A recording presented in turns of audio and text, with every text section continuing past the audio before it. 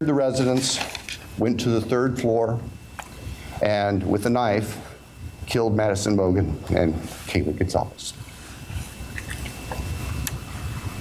The defendant, as he left that room, for whatever reason, ended up leaving, or the sheath for a K-bar knife was left on the bed next to Madison Mogen's body.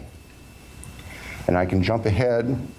That sheath was tested by the Idaho State Police Forensic Lab, and single source male DNA was found on the snap of that sheath, as well as blood from both Kaylee and Madison and other trace evidence. But it's important to note single source male DNA was on the snap of that sheath.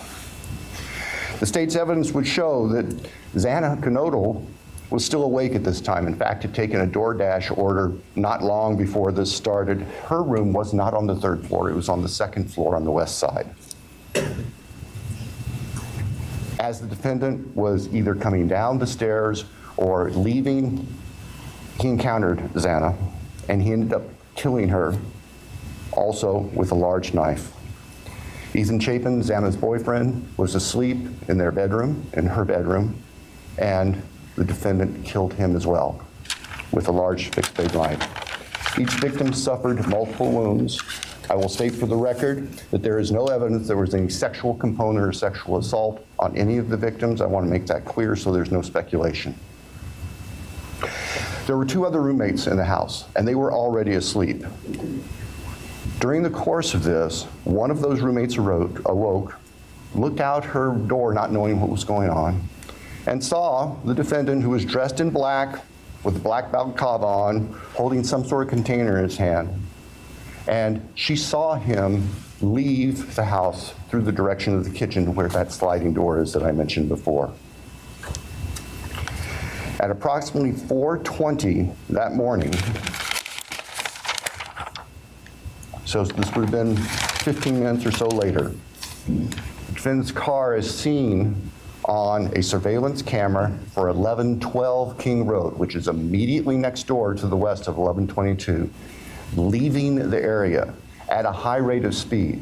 And if the court were to see that, or anybody in this courtroom would see that, you can see the car almost loses control as it makes the corner, heads north, and then turns to go south on Walinta, which is one of the only ways to get out of that part of town.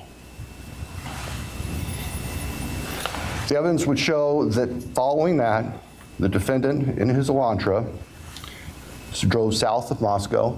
We know that he drove on the back roads because there are surveillance cameras on the main highways, Highway 95, that would have picked up the defendant's car if he'd gone that route. And they did not show the defendant's car on that route during the time.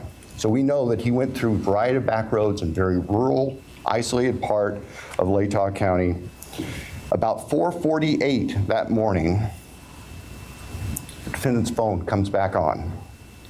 And the evidence will show that that phone was located south of Moscow, likely at a side road intersection with Highway 95.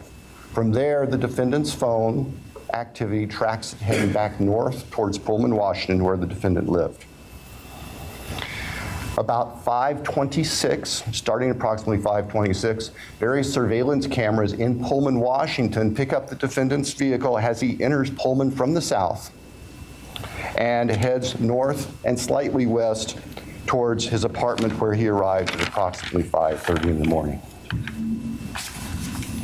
Later that morning, Sunday, the 13th of November of 2022, Mr. Kohberger's phone returned to the area of King Road. We don't know exactly what he did, but it returned to that area. It's about 9 o'clock in the morning. He was there for about 10 minutes and then returned to his Pullman residence. About 9:30, the state's evidence will show, evidence taken from the defendant's phone, that he took a selfie of himself on his phone in what appears to be the bathroom of his Pullman apartment with a thumbs up.